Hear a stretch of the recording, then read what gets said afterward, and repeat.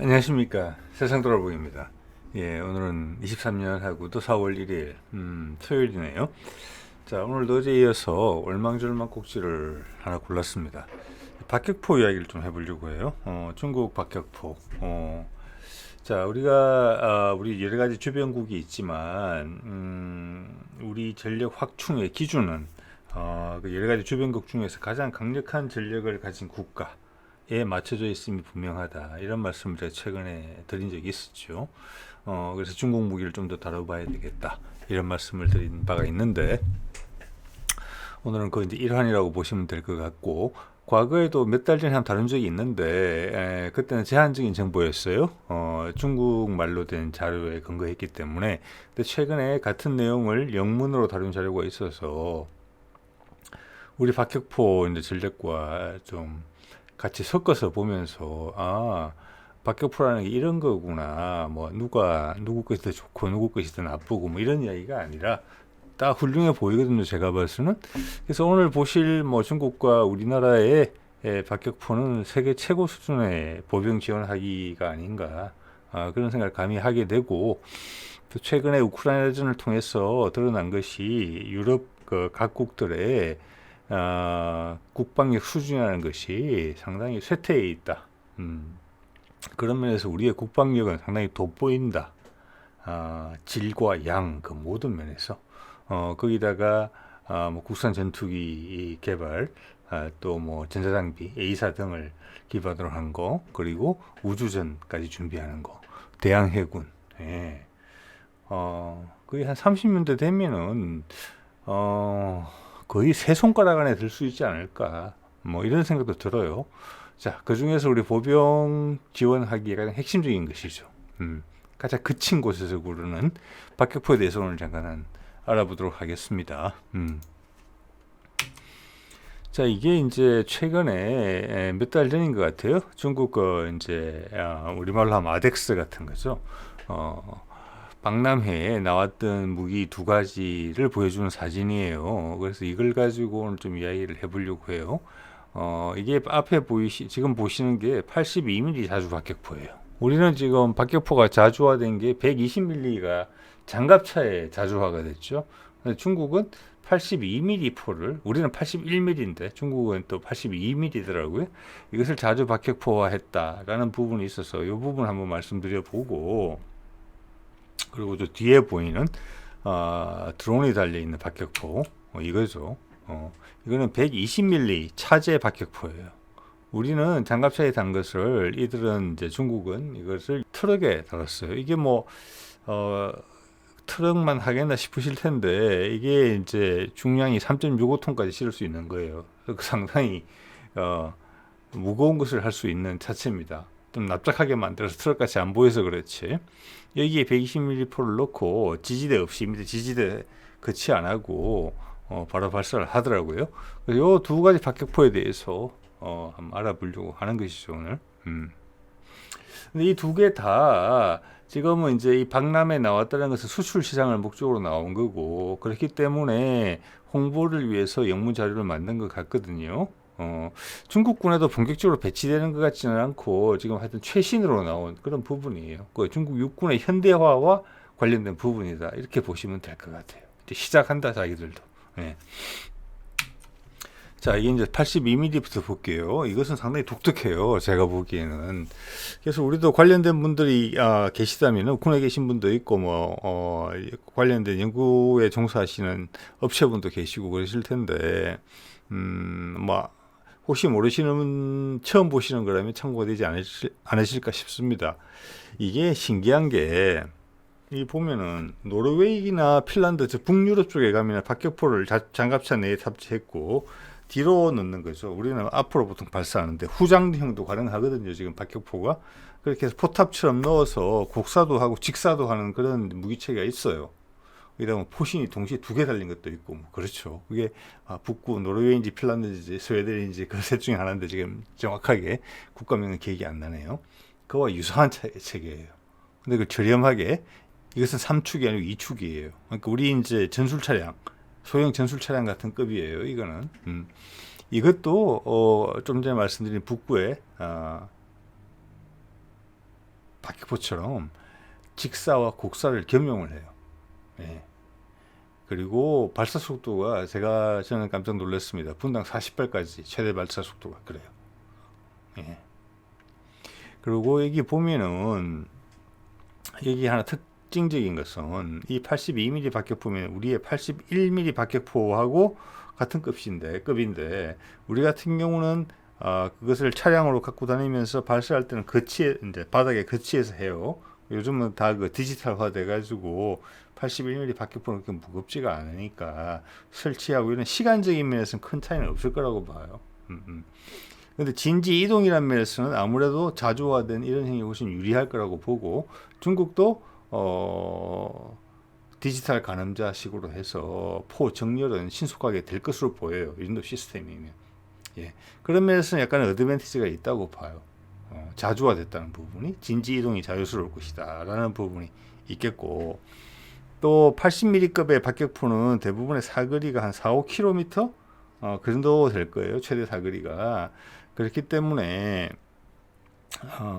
우리 81mm 같은 경우는 관측반이 따로 있죠. 소대에. 예. 그래서 그 관측반이 좌표를 불러주면 거기로 쏘는 거예요. 이원화되어 있는데 4km 정도의 거리면 중국이 생각하는 전장에서는 이 차량에서 직접 관측하고 바로 발사한다. 이게 우리랑 상당히 다른 컨셉이에요. 자, 이거는 누구께 좋다 나쁘다가 아닌 것 같아요. 예. 우리는 산악이 많잖아요.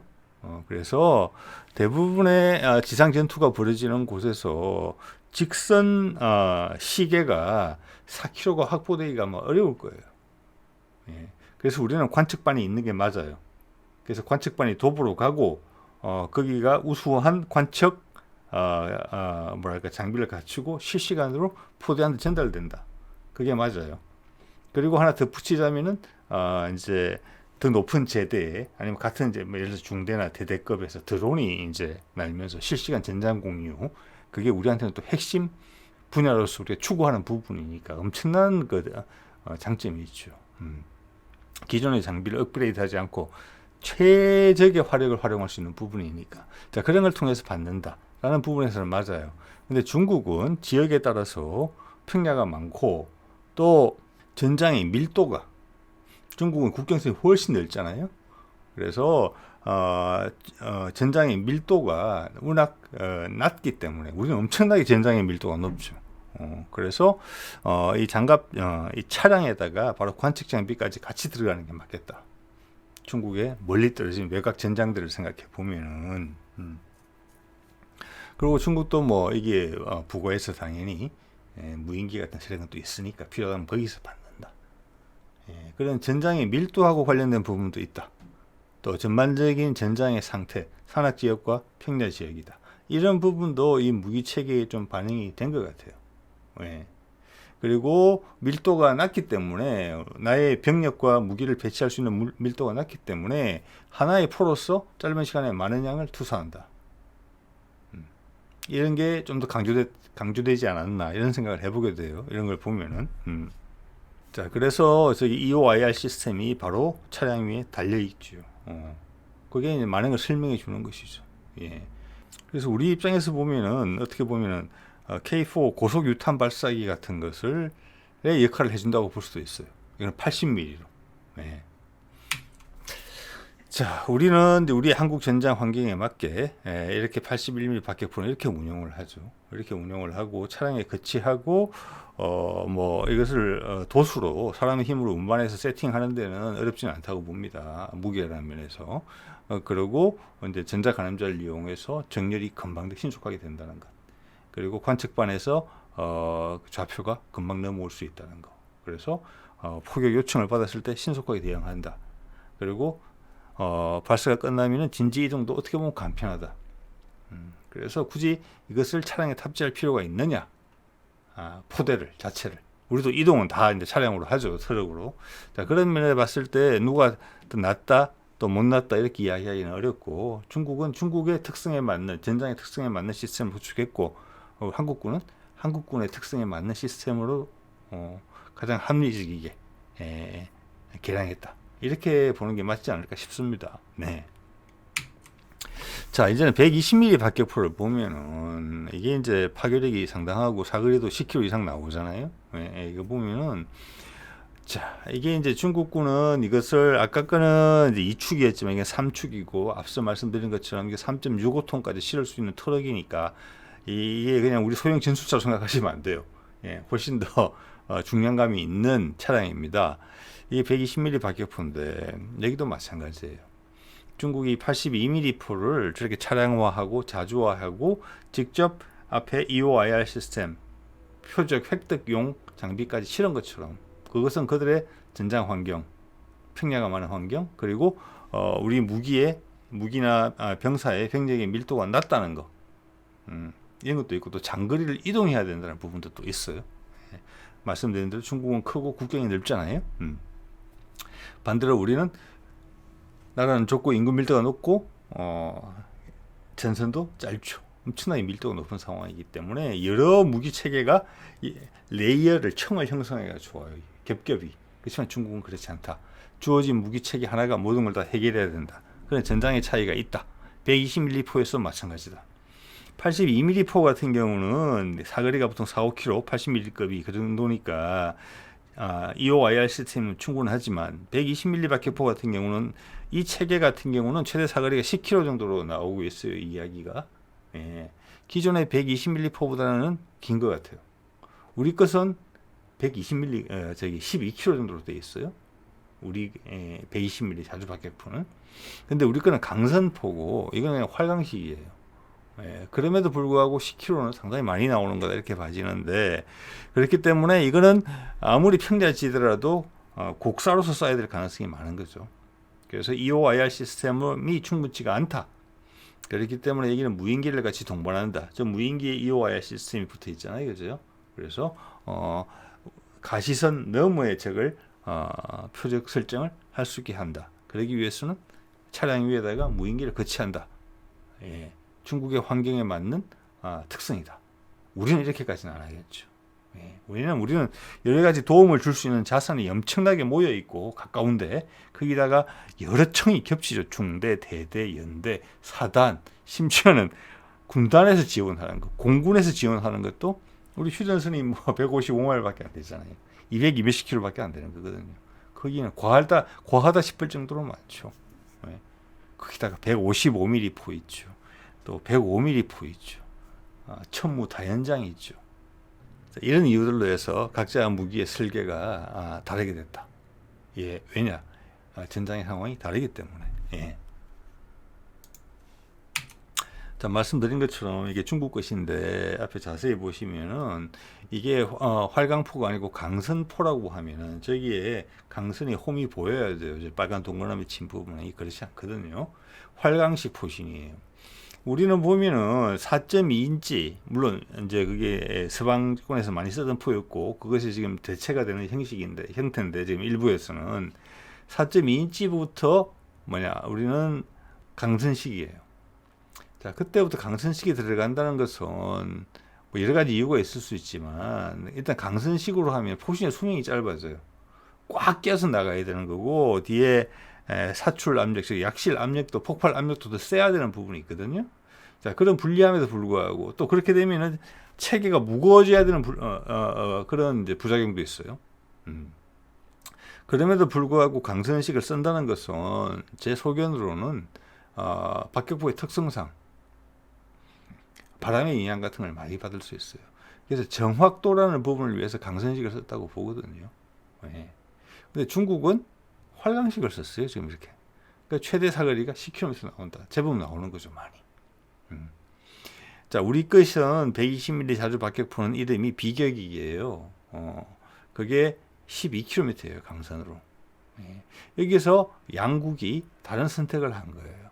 우리가 좀 더 표준적인 선택을 한 거예요. 왜냐하면 우리 사거리가 그 전에 뭐 6km 수준에서 6, 7km 수준에서 모르겠어요. 6, 7, 8 이 정도였을 거예요. 4.2인치 박격포가. 그거는 이제 밀리미터로 바꾸면 한 107mm 되는데 그걸 120mm로 바꾸면서 사거리가 늘어났고, 자, 박격포의 약점인 정확도를 향상시키기 위해서 우리는 강선식으로 갔다. 근데 중국은 이것도 최신이잖아요. 우리는 활강식으로 간다. 예. 자, 그러면은 최대 사거리에서 정확도라는 부분에서 약점이 있을 것이다. 미래 전장에 맞지 않거든요. 초탄에 맞춰야 되죠. 그리고 빨리 자리 옮겨야 되잖아요. 자, 그 중국은 이거를 중국 방식으로 해결했다. 예, 이거 한번 들여다볼 만한 가치가 있다고 생각을 합니다. 예. 이겁니다, 바로. 예전에 중국말로 돼 있어서 제가 추정을 하고 말았는데 이번에 영문으로 된 게 있어서 정확하게 알았습니다. 그때 추정이 대충 맞았습니다. 이게 뭐냐면은, 자, 이 두 가지 있는데 빨간 동그라미부터 설명을 드릴게요. 이게 우리 120mm 자주부 박격포, 즉 강선 행인 같으면 뒤에 꼬리 날개가 저게 필요가 없습니다. 예, 이게 꼬리 날개가 안정을 위해서 있는 거거든요. 우리 화살처럼. 예, 그리고 우리 배드민턴 셔틀콕처럼 탄두를 안정화시키기 위해서, 즉 정확도를 높이기 위해서 달아놓은 거예요. 근데 저것을 대체한 것이 뭐냐? 강선식에 쓰는 포탄 자체 회전이죠. 그게 더 낫다고 보기 때문에 4.2인치부터는 강선식을 쓰는 거예요. 중국은 왜 이걸 썼느냐? 예, 중학도에서 손해를 볼 수 있을 것 같은데. 자, 그 손해보는 부분을 극복하기 위해서 펄스 제트라는 것을 이용했어요. 이것을 박격포탄을 유도탄으로 만들었어요. 예, 그래서 앞에 뭐가 들어가느냐면 관성과 위성항법부로 센서가 들어가 있어요. 자기 현재 위치를 알아요. 즉 이 말은 박격포탄을 발사할 때 저게 정확한 좌표가 있었을 거란 말이에요. 근데 쏟아보면 날아가다가 바람에 흩날려서 이게 삐뚤어지게 날아가는 거죠. 즉 그것을 관성항법, 즉 INS하고 위성항법, 이제 중국 같은 경우는 베이두죠. 베이두를 이용해서 자기의 위치를 교정한다는 거예요. 원래 좌표대로 날아갈 수 있도록. 그렇죠? 예. 자, 그러면 이 방향을 어떻게 바꾸느냐? 보통 이렇게 날개가 있는 것 같은 경우는 날개의 조정면을 움직여서 보통 하죠. 미국의 엑스칼리버나 우리가 생각하는 국산 활공 유도폭탄 같은 경우도, 정밀 유도폭탄 같은 경우도 아마 그렇게 될 걸로 보이는데, 지금 이것이 지금 뭐냐면은 활공탄이잖아요. 거의 회전을 하지 않아요. 너클볼처럼. 그래서 이걸 사용할 수 있는 겁니다. 저기에 있는 분사구를 안에 이제 뭐 그게 뭐 고체 연료든 액체 연료든 조그만 로켓 엔진이 들어 있어서 화약을 터뜨려서 필요한 부분의 방향을 조정할 때 한쪽으로 미는 겁니다. 이렇게 그렇게 보시면 돼요. 그런데 이게 만약 우리가 강선식으로 발사를 해서 이 탄이 뱅글뱅글 돌고 있다면은 이런 방식을 쓰기는 상당히 어려울 거라고 봐져요. 기술적으로 복잡해져요. 날개도 써야 되고. 그러면 값이 비싸져요. 그러면 박격포탄의 기본적인 취지에 맞지 않아요. 그렇기 때문에 중국은 이것을 활공식으로 개발을 하고, 그 활공식에 낮아지는, 특히 사거리가 길어짐으로 해서 낮아지는 정확도를 또 다른 데서 보통 이게 미사일 같은 데 쓰는 거죠. 대공 미사일에 그 기술을 활용해서 저렴한 방식으로 그걸 개선했다. 그리고 그들이 가진 베이두를 10분 활용했다. 그래서 저렴한 가격에 아주 정밀한 박격포탄을 만들어냈다. 이렇게 보시면 돼요. 예, 그게 중국이 추구한 바인 것 같아요. 그리고 외국에 광고를 할 때도 그렇게 광고를 하는 것 같아요. 저렴하다고. 저렴하지만 정확하다. 초탄에 바로 맞출 수 있다. 또 하나는 이게 활공식인데도 거리가 10km 정도 나오면 아까 말씀드린 것처럼 체계 자체가 가벼워질 수 있고 호신을 강선식만큼 두껍게 안 만들어도 되거든요. 자, 그렇게 되면은 사거리에서 손해를 봐야 되는데, 기본적으로 활공식이라서, 다른 말로 하자면 그렇죠. 짧게 얘기하면 이 부분을 지금 그 펄스렛이라는 걸 이용해서 이 사거리 확장에도 이걸 이용한 것 같아요. 조금. 왜냐하면 밑으로 분사를 하게 되면은 채공 시간을 더 길게 할 수 있어요. 즉 하늘로 더 밀어 올리는 효과가 있을 수 있거든요. 예. 그래서 그 점을 강조하지는 않지만 사거리가 이런 방식으로 10km 정도 나온다는 것은 단지 정확도뿐만이 아니라 사거리를 늘리는 데도 활용한 게 아닌가, 이런 생각을 해볼 수 있어요. 예. 자, 이게 실제 모습은 이렇게 생겼더라고요. 예, 좀 전에 보여드린 그림과 똑같은 거죠. 여기 구멍들이 쫙 있고 저 구멍들에서 필요한 방향으로 분사를 해서 반대쪽으로 미는 거죠. 예. 자, 그것이 가능한 것은 이 탄이 회전하지 않기 때문에 가능하다. 그래서 우리 자주포에는 그것을 활용할 수가 없다. 자, 그래서 어디가 더 정확한지는 모르겠어요. 뭐 혹시 이 자료를 보시게 되는 관련된 분들은 아시겠죠. 예, 그래서 자료는 뭐 제공을 저 밑에 좀 이따 해드릴 생각입니다. 물론 하나의 사례로서 이야기를 한 것이라 표준화된 건 아니지만 참고 정도는 되실 것 같아요. 정확도라는 부분에서. 자, 먼저 이 척추력기라고 하죠. 우리는 이 천궁2에 들어가는 척추력기. 이게 정확하게 안 보이시는데 여기 보면은 노란 동그라미 안에 이 둘레로 이렇게 점점이 박혀 있는 게 보이실 거예요. 저게 척추력기예요. 저 척추력기로도 뭐 여러 가지 형식이 있어요. 예, 고급도 있고 뭐 단순한 것도 있고 이런데 저기서 이제 원하는 방향으로 뿜어서 마지막에 각도를 탁 바꾸는 거죠. 예, 그래서 천궁이 목표물에 마지막에 맞을 때 척추력기가 가동되는 걸 볼 수가 있어요. 그리고 이제 보통 콜드 론치로 발사돼서 그다음 방향 바꿀 때도 뭐 비슷한 원리를 가지고 방향을 틀죠. 그래서 이런 기술을 중국이 박격포탄 120mm 박격포탄에 활용했다 이렇게 보시면 될 것 같아요. 네. 자, 그리고 이게 이제 그 시연하는 걸 보여준 거예요. 그 포신의 각도로 봤을 때는 거의 최대 사거리 가깝게 사격한 게 아닌가 싶어요. 그래서 위에 저런 이제 사막 한가운데다가 모의 표적을 설치를 하고 포탄을 발사를 해서 폭발하는 장면이에요. 예. 120mm 탄의 위력이 이 정도 될 수 있다라는 것을 느낌을 가지시면 될 것 같고요. 또 하나는 원래 맞추려고 했던 표적 위치에서 실제 포탄이 맞은 화구의 중심과 거리를 재보니까 75cm 정도의 오차가 났다. 만약 이게 최대 사거리에 가깝게 쐈다 그러면 7에서 10km 멀리 떨어진 목표를 타격했는데 75cm 오차로 맞았다. 초탄을 이렇게 할 수 있다. 제가 봤을 때 이렇게 할 수 있다면은 이것은 상당히 의미 있는 그런 부분이라고 생각이 들거든요. 예. 자, 이것은 이제 우리의 120mm 자주 박격포죠. 가격은 한 30억 원 정도 되는 것으로 돼 있고, 일단 이것도 파괴력이 엄청나게 올라가는 부분이 있고, 사거리, 그리고 저기 현장에서, 그 운용 장병들하고 이야기를 해봤을 때 상당히 정확하다.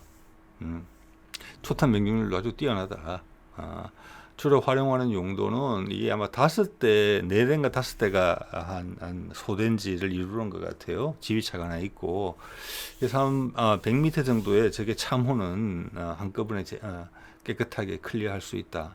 뭐 이런 이제 표현들을 쓰는데, 말씀드린 것처럼 중국은 넓은 전장에서 이제 경계선이 넓고 국경이 거기다가 그들의 병력이나 장비의 밀도가 낮기 때문에 하나의 장비에서 여러 가지를 할 수 있어야 된다는 부분이 좀 있기 때문에 특히 무인기가 들어간다는 부분에서는 그런 것 같아요. 근데 우리 같은 경우는 좁은 전장에서 밀집돼 있죠. 예, 거기에 여러 자산들이 중복돼 있어요. 그래서 우리는 그 자산들 간의 커뮤니케이션, 소통, 실시간 전장 상황 공유만 제대로 되면 그게 우리 지금 기술적 진보의 큰 방향이죠. 국방 기술에 있어서 우리가 이제 추구하는 바고 열심히 노력하고 있는데 것을 활용해서 한 장비에 많은 것을 실어주지 않고 그 장비는 자기의 일에 기본에 충실한 거고 나머지는 그런 전장 시스템에 도움을 받는다. 그래서 하나가 불능이 되더라도 다른 걸로 쉽게 메꿔질 수 있는 이런 체제를 우리는 추구하는 편이에요. 좀 미래지향적이고 마침 우리의 전장 상황은 특히 육군의 전장 상황은 그런 거랑 잘 부합이 돼요. 근데 중국의 전장 상황은 우리랑은 좀 다르다. 아주 외떨어진 곳에 가가지고 대대 하나, 연대 하나가 그 모든 상황을 컨트롤해야 될지도 모른다.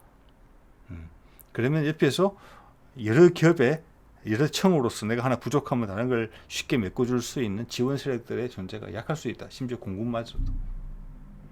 그렇기 때문에 무기 체계가 중국은 저런 선택을 조금 하게 된다. 자, 같은 관점에서 또 말씀을 드려보면 이런 게 있어요. 이게 이제 중국 같은 경우는 155mm 밑에 이제 122mm 자주포가 있는데 아마 지금 러시아도 이런 것 같은데 이것도 자주화 시켰어요. 우리는 105mm 차륜형 자주포랑 비슷한 급이에요. 그러니까 이게 있는데 이게 보면은 포대 구성을 한번 보면은 이게 예전에 한번 활용했던 자료이긴 한데 포대 5문 더하기 지휘차, 정찰차, 탄약차가 있는데 이 정찰차의 목적이 뭐냐? 대포병 레이더예요. 자, 이래 되면은 이게 대대급 정도거든요. 그죠? 대대급인데 포병 대대라고 볼 수 있는 구성인데 우리로 치자면은 그게 대포병 레이더가 들어가는 거예요. 자, 이것이 또 하나 중국군이 처한 전장의 환경, 그들이 생각하는 전장의 여건이 반영된 거라고 봐요. 되게 이 포대가 독립적으로 활동할 가능성이 많다는 거예요. 그 위에 연대나 사단 이런 거에 도움을 못 받았고, 그래서 표적 획득까지 하고 자기들이 독립적으로 공격까지 받고 그 공격에 대한 원점까지 파악을 해서 반격까지 하고. 그렇기 때문에 예를 들어서 뭐 중국군은 뭐 대대 수준까지 대포병 레이더를 갖췄는데 우리는 뭐 왜 이래? 뭐 이런 식의 접근 방식은 좀 단순한 판단이다. 이렇게 볼 수 있는 여지가 있다는 말씀을 드리는 겁니다. 지금. 예. 이제 하지만 전반적으로 미래 전장이 있어가지고 적의 타격 원점을 금방 파악하고 반격을 하고 나는 발사를 하고 진지 이동을 하는 것이 필수적인 부분이 되죠. 우리는 뭐 K9 자주포, 그래서 짧은 시간에 많은 숫자를 정확하게 발사하고 빨리 피하는 거죠. 자, 그렇기 때문에 이제 사통 장치나 이런 것들, 또 포 방열이나 이런 것들이 좀 더 전자화된 거잖아요. 그래서 우리 81mm 박격포까지도 그렇게 한 것이고, 105mm 차준형 국사포도 그런 기능을 가지고 있는 거죠. 그런 점 분명히 맞아요. 그래서 우리도 그래서 이때까지는 군단급 포병 레이더, 대포병 레이더, 사단급에도 일부 있었지만 해외제였고 신뢰성이 많이 저하되어 있었고, 자, 그렇기 때문에 우리가 군단급으로 국산을 했잖아요. 대포병 레이더를 그걸 사단급으로 줄여서 개발하는 계획을 이미 이제 확인한 바가 있었죠. 이게 2022년 4월 26일 143회 방추위에서요. 예. 노후화된 대포병 탐지 레이더 TPQ-3637을 대체하는, 이게 아마 미제일 거예요. 그래서 우리는 4단급 정도에서 대포병 레이더면 충분한 수준이 아닌가 이렇게 봤는데, 이렇게 봤다는 것을 의미하는 것인데, 그것은 거꾸로 이야기하면은 중국군의 배치 상황, 중국이 생각하는 그들이 생각하는 미래의 가능성 있는 전장에서 봤을 때 그들의 포병 대대 하나가 단속해야 되는 구간이 우리 4단급하고 비슷하다. 오히려 이렇게 해석을 하는 게 맞아요. 어디는 어디까지 있는데 우리는 여기까지 있네, 이런 게 아니라 양쪽 다 열심히 되거든요. 지금 제가 봤으면. 그래서 한반도 전장이라는데 국한에서 이야기를 해보면은 우리는 4단급에서 최신의 A사 방식의 대포병 레이더를 갖추게 된다면은 뭐 가로 뭐 2-30km도 안 되고 세로도 2-30km도 안 되는 그 작은 밀도 높은 지역일 거예요. 그러면 우리 중대급, 소대급, 심지어는 그 이하 제대까지 떨어지는 가장 작은 구경의 박격포탄의 원점까지도 파악할 수 있는 그 정도 역량이 될 거라고 봐요. 왜냐하면 그만큼 우리는 사단이 담당하는 구역이 좁고 그 안에 워낙 많은 장비와 인력이 들어가 있기 때문에 중국은 저게 전혀 아니다. 그렇기 때문에 각각의 독립부대가 모든 걸 다 갖춰야 된다. 자, 그런 차이가 있다는 거, 그런 걸 좀 말씀드렸어요. 오늘 중국의 박격포를 가지고. 자, 오늘 이 정도 하도록 하겠습니다. 네.